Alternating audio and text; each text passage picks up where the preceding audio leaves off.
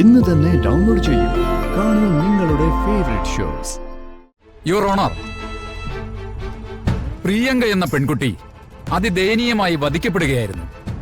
പ്രതികൾ പ്രിയങ്കയെ കൊന്നതിനു ശേഷം മൃതദേഹം തിരിച്ചറിയാൻ പോലും പറ്റാത്ത വിധത്തിൽ പെട്രോൾ ഒഴിച്ച് തീ കൊളുത്തുകയായിരുന്നു. അവരെ തെറ്റ് ചെയ്തിട്ടില്ലെങ്കിൽ ഒരു കോടതിയും അവരെ ശിക്ഷിക്കില്ല. ഞാൻ രക്ഷിക്കും അവരെ.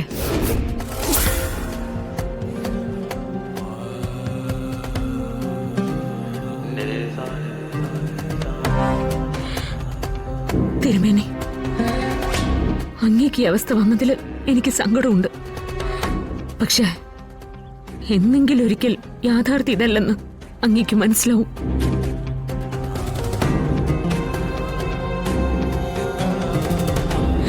ദയവ് ചെയ്ത് അങ്ങ് ജീവൻ ഒടുക്കാൻ ശ്രമിക്കരുത്.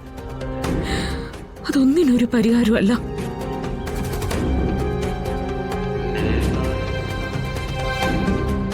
ഉണ്ടായ പ്രശ്നങ്ങൾക്ക് കൃത്യമായൊരു പരിസമാപ്തി ഉണ്ടാവട്ടെ.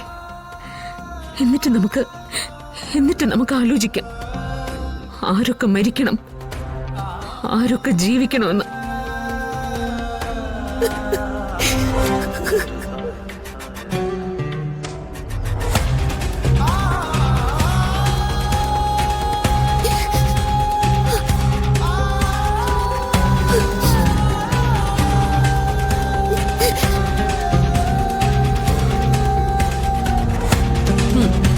കാശുണ്ട്, സ്വാധീനവും ഉണ്ട്. അതിന്റെ ധിക്കാരവാ ആ പർദ്ദയിട്ടവൾ ഇപ്പൊ പറഞ്ഞിട്ട് പോയത്. പക്ഷേ ഇത് വിട്ടുകൊടുക്കാൻ പറ്റില്ല ദേവ.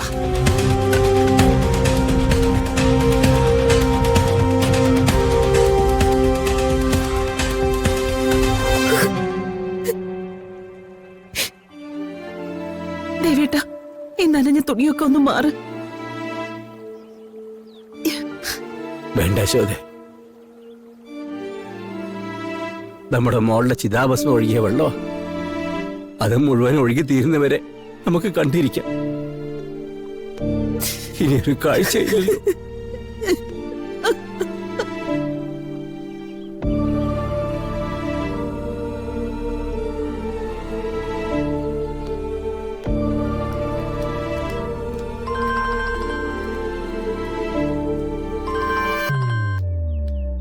ഹലോ സാറേ, ഞാൻ പ്രിയങ്കയുടെ മുത്തശ്ശിയാ.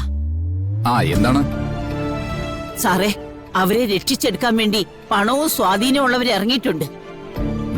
അവരെ രക്ഷപ്പെടുത്തല്ലേ സാറേ, അവരെ ശിക്ഷിക്കണം. അതെല്ലാം വ്യക്തമായിട്ട് ഞാൻ നിങ്ങളോട് പറഞ്ഞതല്ലേ. ഇപ്പൊ കോടതിയിലേക്ക് പോണം. കുറ്റവാളികൾ രക്ഷപ്പെടാതിരിക്കാൻ വേണ്ടി ഞാൻ എന്റെ പരമാവധി ശ്രമിക്കും. ഓക്കെ?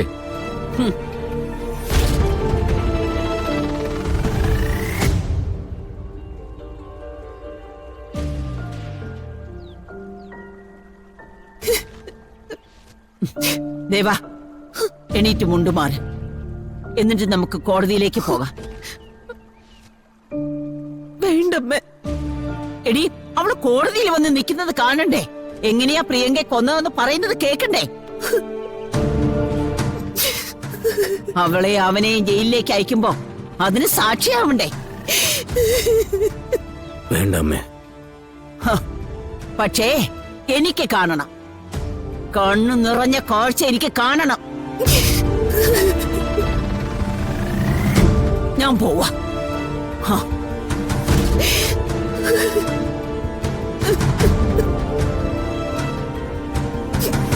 ആരെ ശിക്ഷിച്ചാലും അവൾക്ക് ഇനി ഒരു തിരിച്ചു വരവില്ലല്ലോ. കണ്ണു നിറച്ച് കാഴ്ചകളുണ്ടായിരുന്നു, മനസ്സ് നിറയെ സ്വപ്നങ്ങളും. എല്ലാം കൂടി തൂത്തുവാരി അങ്ങ് കൊണ്ടുപോയി. ഇനി ഓർമ്മകൾക്ക് കാവലായി 2 പഴു ജന്മങ്ങളല്ലേ? അല്ലേ ശോധ?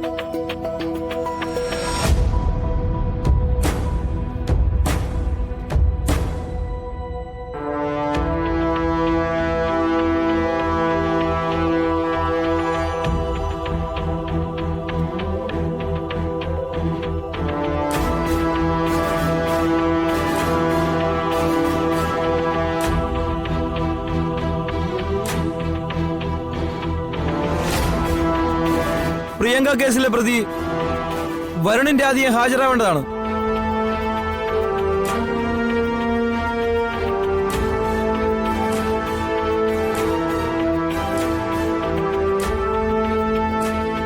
ചെല്ല്.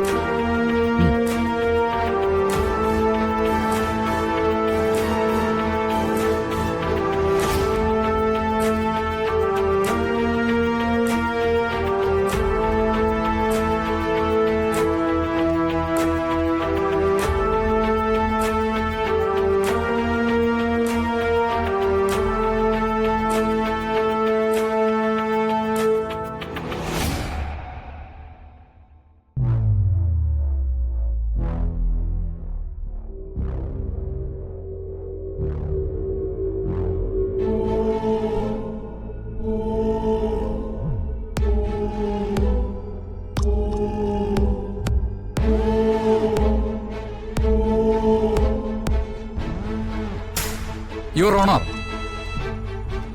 പ്രിയങ്ക എന്ന പെൺകുട്ടി അതിദയനീയമായി വധിക്കപ്പെടുകയായിരുന്നു. പ്രതികൾ പ്രിയങ്കയെ കൊന്നതിനു ശേഷം മൃതദേഹം തിരിച്ചറിയാൻ പോലും പറ്റാത്ത വിധത്തിൽ പെട്രോൾ ഒഴിച്ച് തീ കൊളുത്തുകയായിരുന്നു.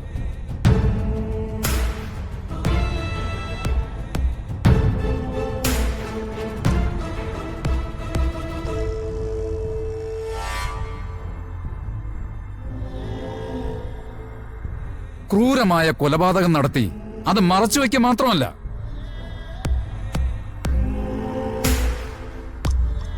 മൃതദേഹം പ്രിയങ്കയുടെ അച്ഛനെയോ അമ്മയെയോ അവസാനമായി ഒരു നോക്ക് കാണാൻ സമ്മതിക്കാതെ സംസ്കരിക്കുകയായിരുന്നു പ്രതികൾ.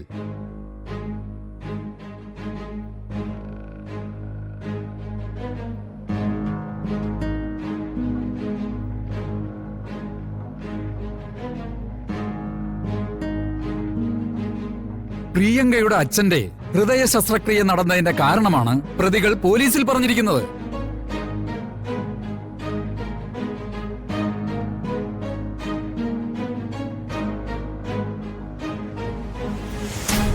ആ മൊഴി ഒരു കാരണവശാലും നിലനിൽക്കുന്നതല്ല.